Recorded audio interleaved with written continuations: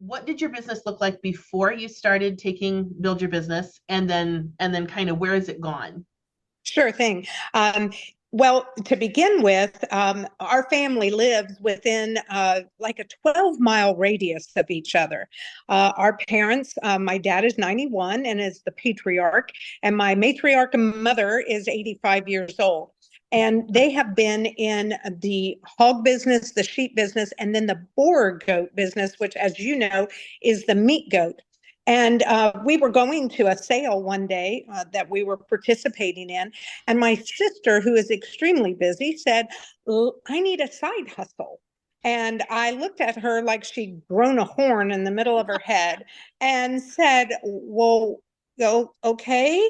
Um, I saw this advertisement for a soap making class and it was yours. And I said, it really intrigues me. Would you like to make goat milk soap? And she said, will you take the class and let me know? So I took your class and was smitten with it. I was like, oh, this is fun. And so we got to talking about it and we followed the guidelines and I took the class and I bought all of the items that you suggested. And so Mhm. this was a fun thing. This was something that we had never done before or anything like it before. And so we took off on this journey. And so we thought, you know what? This is something we want to do. And so I tried to get into the Build Your Business course that you had just started. And you were very kind about saying, no, we're already in the third week and you need to make sure that you take it step by step. And you were right. So I waited and I joined the class next. Dylan does, that's my nephew. He does all our labeling. And that was an exciting lesson to learn about how you do the labeling and what fonts we should use and what the picture should look like and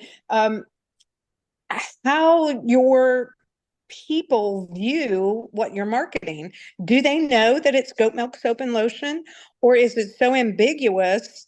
It might be cute, it might be beautiful on a label, but if they don't know that it's goat milk soap and lotion, they might think it's XYZ company. So Mhm. those were the little things that I appreciated the detail on.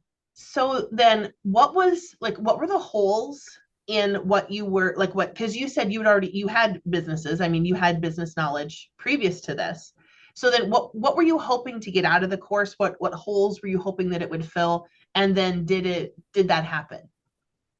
Oh, sure. The holes, I guess I would call them craters. I guess I was thinking, oh, well, I will tell my friends that we have this and it will be a little local business. But you allowed us to dream big. And in Mhm. fact, I just got back from a vacation where it's nice and warm and sunny. And the people down there in the business office said, what do you do for a living? And no longer do I say, I'm retired. I take care of my grandchildren.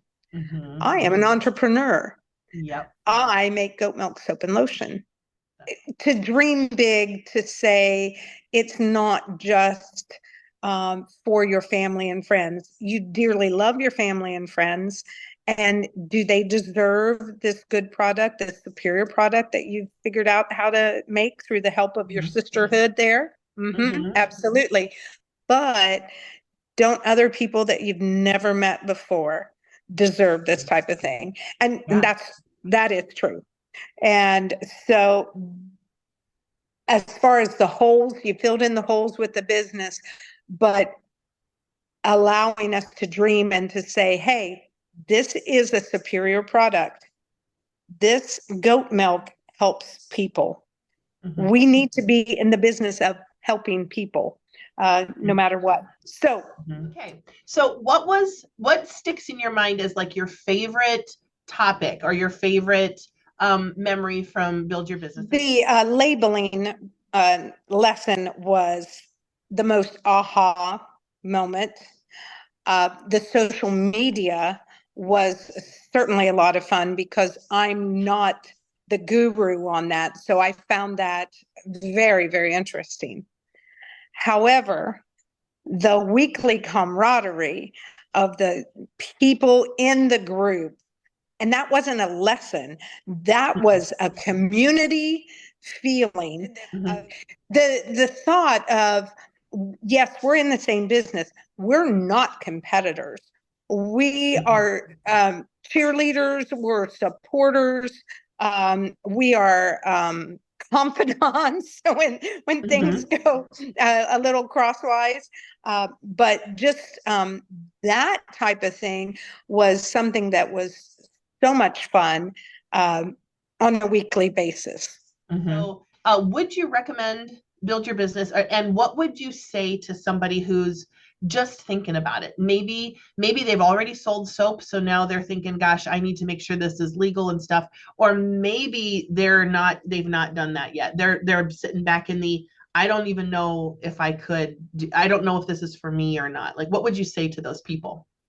I would say to them, you would be doing yourself a disservice if you didn't learn as much as you possibly could in order to be as successful as you will be. It would be, you would be doing yourself a great disservice if you did not take the Build Your Own Business class.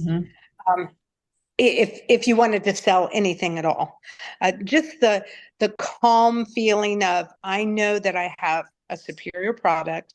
I know that I am legal with my labeling. I have my ounces and my grams. I have put my paperwork through the .gov of my state. I have taken care of all of the I's being dotted and the T's being crossed. And so I can go out there and then have fun. Just have fun. So it's a significant investment to take Build Your Business. What would you say, like now being on the backside of the course, and you've done it a couple of times, Yes. what has that done to your sales in your business? Like, can you see a correlation in that? Oh, yes.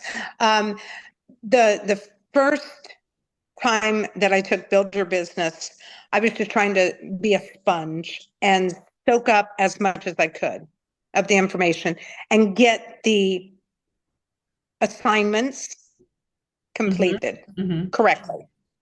The second time I took Build Your Business, I was able to sit back and say, oh yeah, there it is. Ooh, that's the other thing I wanted to do now. And I wasn't too sure about that before, but I want to give this a try this time. And because of that, our sales have increased. We are debt-free now. We paid off all of our things, and we have our own goats. So that includes feeding our goats. And if you think grocery prices are high, feed prices are high too. And so feeding our goats, the housing of our goats, the hay and straw, the bedding, all of that stuff, goats get sick. Goats sometimes die. And so then you have to look at replacement.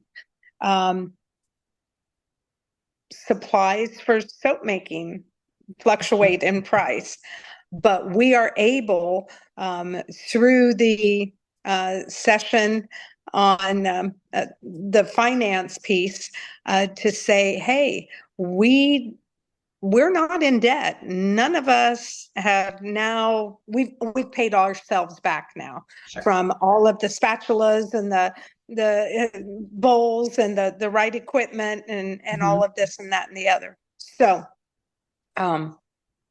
what would I say? We've got a business. I'm an entrepreneur. So, and even the pride in that has a big value. Sure. Just I did this, I built this. This is a profitable business, and it's because I did it. So that's pretty amazing.